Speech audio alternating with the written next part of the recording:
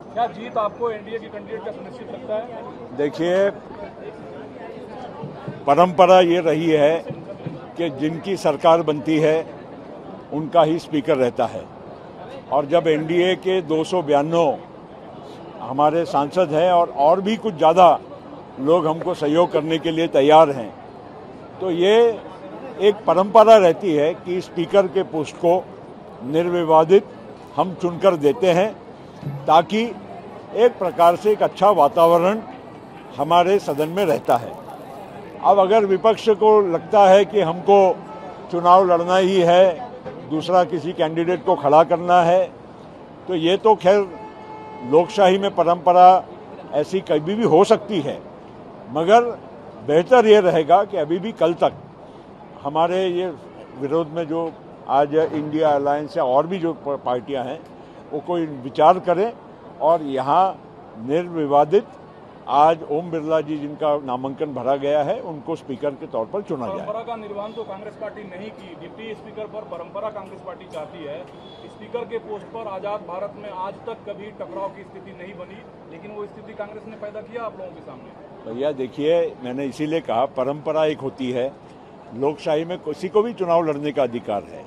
वो चुनाव लड़ना चाहे तो नतीजा स्पष्ट हो जाएगा, लेकिन इस प्रकार से टकराव करने से कुछ हासिल नहीं होने वाला है, केवल कटुता बढ़ाना है। तो इसके लिए तो सभी की तैयारी रहती है।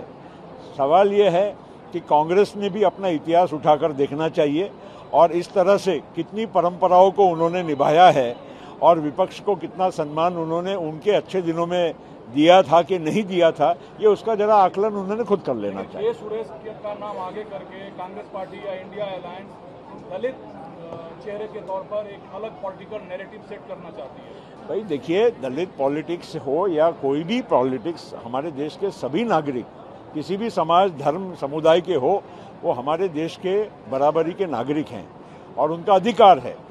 लेकिन ये केवल ऑप्टिक्स की बात हो रही है, केवल एक प्रकार से लोगों को मतलब गलत बरगलाना बहकाना, इसके अलावा कुछ इसमें साबित नहीं होने वाला है। और कांग्रेस ने भी ऐसा गेम बहुत बार बहुत तरीके से करके ये एक्सपोज हो चुके हैं।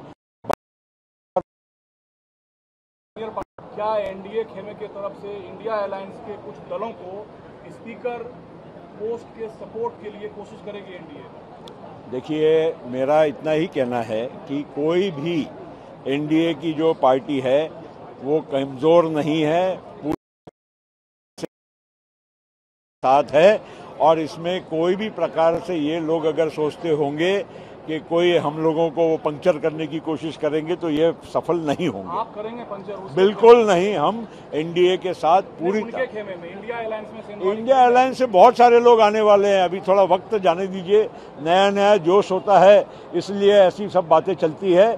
समय बताएगा कि वहां से कितने पंक्चर होके इधर आएंगे आपके तरफ। हाँ बिल्कुल, इधर आएंगे। तो इंडिया अलायंस कितनी मजबूत है आने वाला समय बताएगा। एक सर आखिरी सवाल ये है कि लगातार जो राहुल गांधी ये कहते हैं कि कॉन्स्टिट्यूशन को, डेमोक्रेसी को थ्रेट है, कल भी संसद भवन में वो संविधान की किताब अपने हाथ में रखे हुए थे। What exactly? भारत का संविधान इस देश के हर नागरिक के लागू होता है।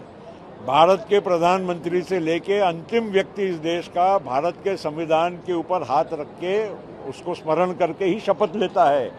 तो ये केवल बताने की बातें हैं कि संविधान हम लेकर चल रहे हैं इसलिए संविधान के रक्षक हम हैं। संविधान के रक्षक इस देश का हर नागरिक है, कोई राजनेता ही अकेला नहीं है। इसको सबने मतलब अपनी गीता, कुरान, जो भी गुरु है, जो भी है, वो समझ के ही उसको चलना चाहिए। लोग आपको मंत्री के रूप में देखना चाह रहे हैं। अब वो समय बताएगा। और खैर, हमको आज एनडीए के साथ है, बड़े खुशी के साथ। आपातकाल पे कुछ कहेंगे? क्योंकि पूरी भाजपा आज 25 तारीख को आपातकाल को, भाई आपातकाल इतना एक दौर, ऐसा बुरा दौर हमारे देश के लिए गुजरा। आपातकालीन जो स्थिति थी 75 से 77, देश का हर आदमी का अधिकार छीना गया, हमारे देश के संविधान को बाजू में रख दिया गया।